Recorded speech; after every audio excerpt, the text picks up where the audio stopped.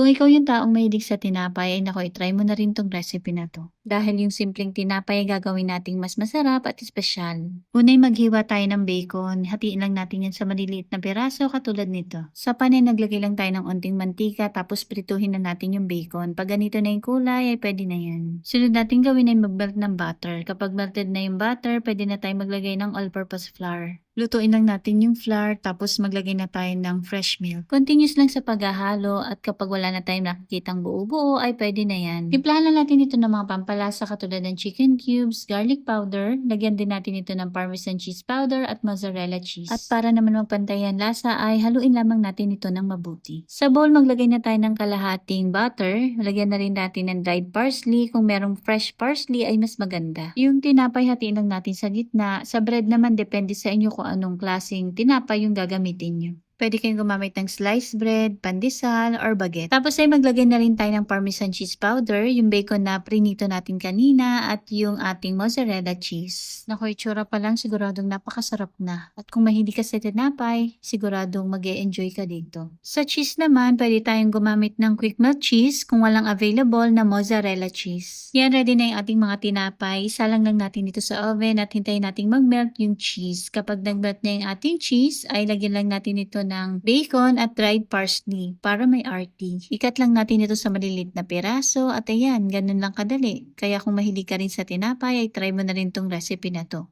O kaya itag mo na rin yung taong gusto mong gumawa nito para sa'yo. Yun lang. Bye!